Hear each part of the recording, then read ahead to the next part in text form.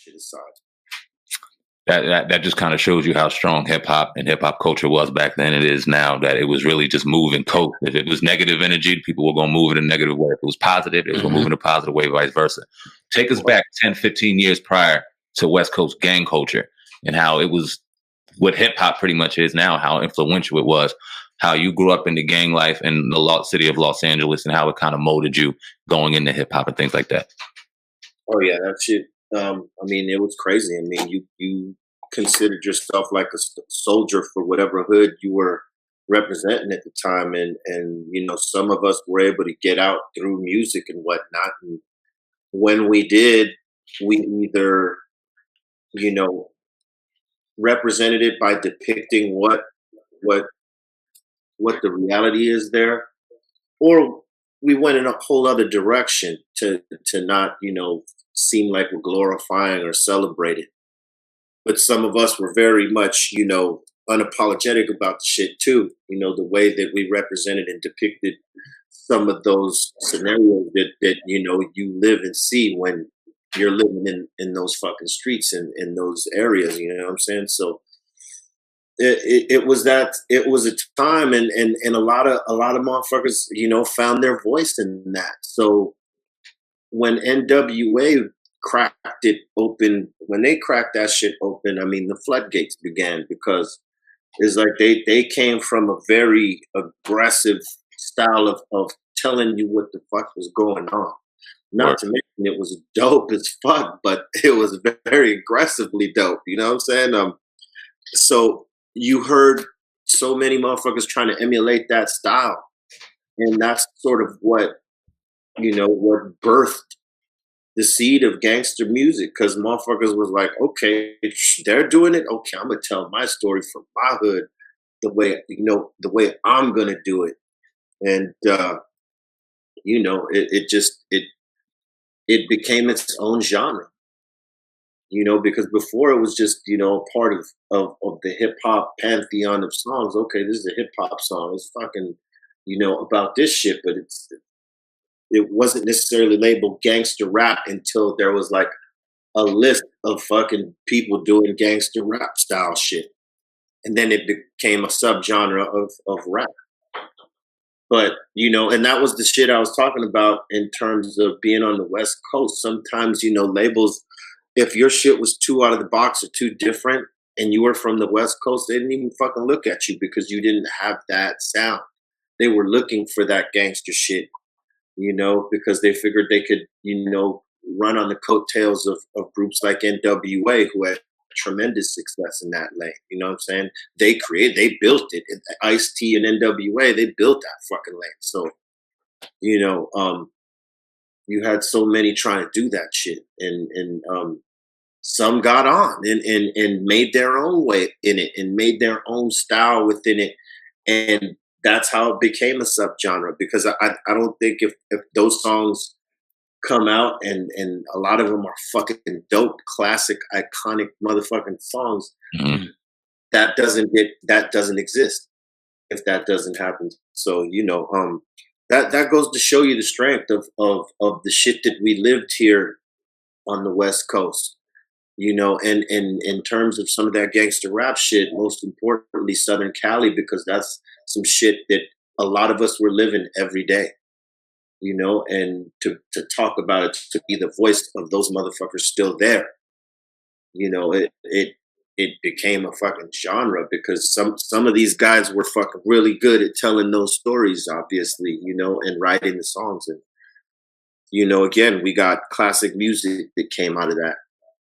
But, you know, what's crazy is that being from the West Coast, Cypress Hill, and as aggressive as our songs were and our stories were, they never considered us gangster rap.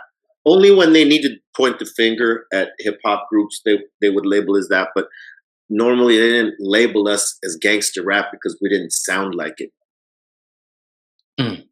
Y'all were the first group I know that I remember to make weed just be the dopest thing ever. Now, I was damn sure not smoking weed when I was listening to y'all. I got way far beyond that before I started blazing. But just talk about the culture and how y'all brought just weed into a popular arena to households everywhere, and just the backlash that it was before it was popular now? You know, it was kind of like a balance, right? And we didn't know. We were just sort of being us. Like, you know, we were the dudes who smoked a whole lot of fucking weed, even though it wasn't as good as the weed of today. We smoked a lot of it, and we were constantly looking at the High Times magazine. I mean, we were fucking stoners.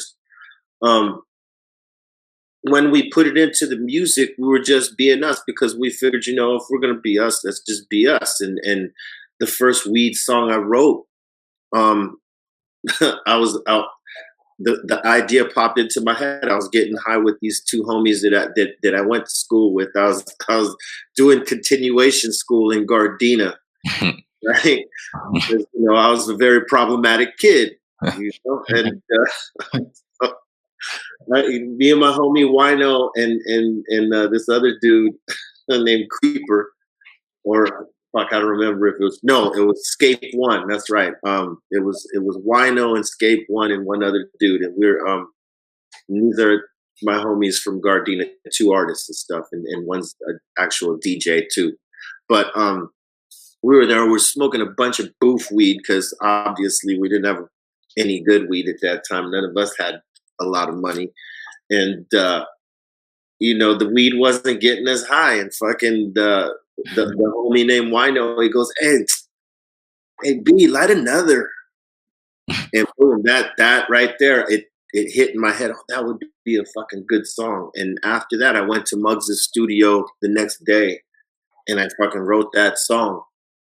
And you know, it was about weed and all that shit, like, you know, obviously. But I sort of did it in a way where the music was the weed. If you listen to the context of the song, the music is the weed, right? But that's what sparked the first Cannabis song for Cypress Hill, was that shit. And then I came with Stoned is the Way of the Walk after that, and I just unconsciously started doing the weed songs, and I made a habit to do one weed song every album. You know, whether it was celebratory or educational. But you know, when the album hit, it was very taboo at the time. So people were like, "Oh shit, I don't know, we should fuck with this."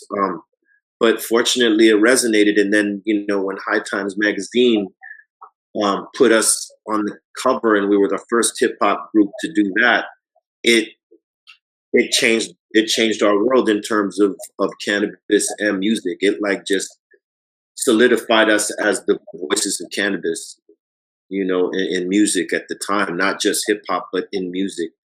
And you know, we were always advocates and activists. So, you know, we joined Normal for a time and helped spread education and whatnot in terms of cannabis. And you know, all the uses, the things that you hear today now are the things we were pumping way back then. It's just, you know, the information is more available to people now.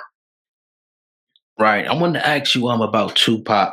And one, did you know him? And his two, I want to ask you, what was his you know, effect on the hip hop culture from your lens?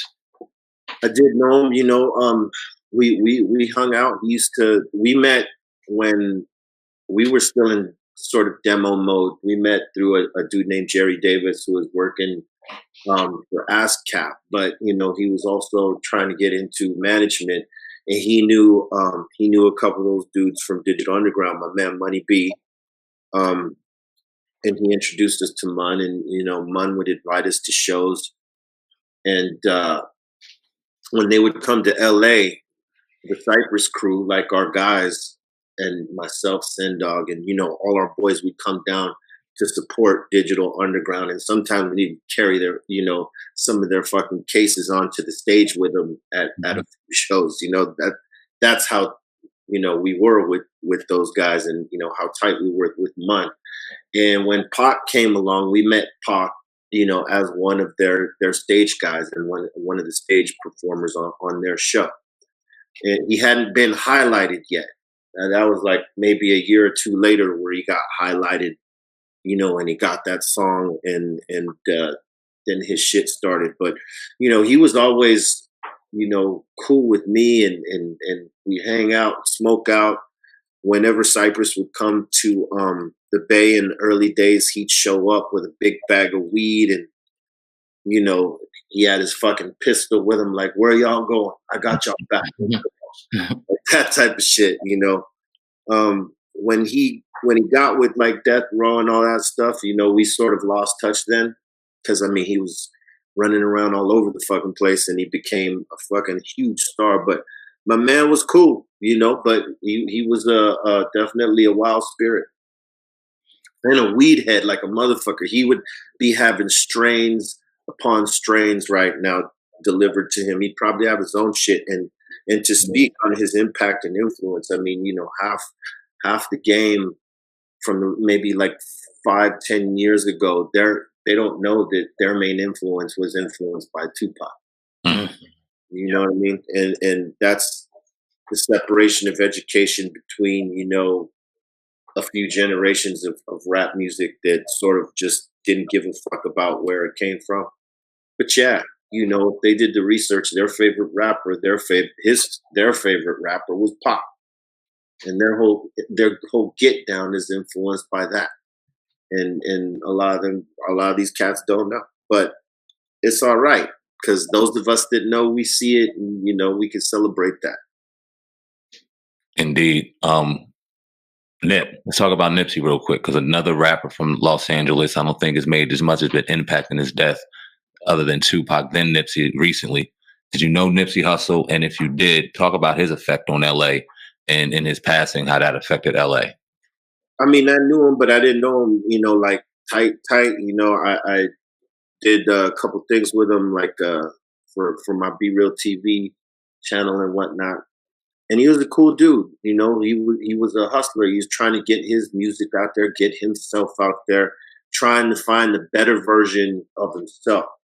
And that's hard as an artist, because you know, as you guys know, when you don't catch on the first album, it gets harder as you go if you're trying to catch a spark.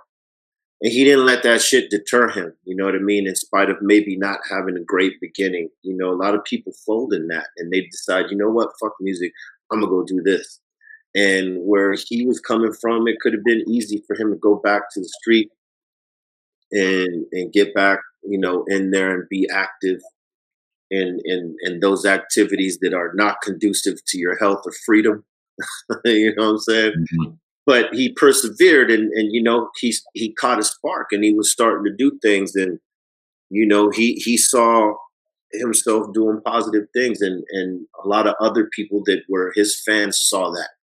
And that's important, man, because you know, it's easy to be a fucked up influence, you know what I mean? Like get all this good shit going on and act a fool, and then influence people in that way. Like, I don't have to have, you know, a care in the world, because there ain't no repercussions for people with money.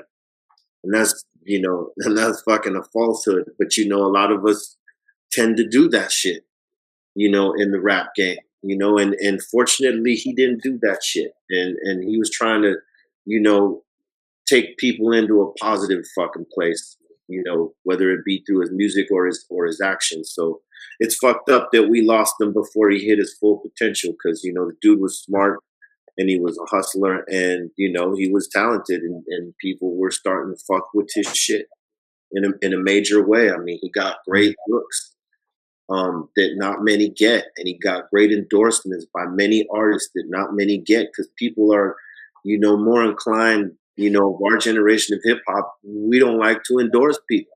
Mm-hmm. You know what I'm saying? We want to keep that shit. Nah, son, it's us. Mm-hmm. They ain't doing it better than we are. I'm not gonna endorse that shit.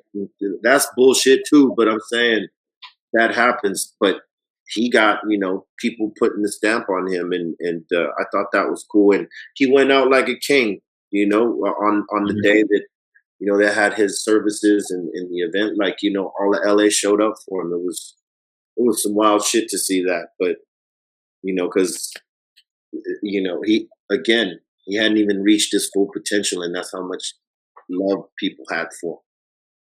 Absolutely. I want to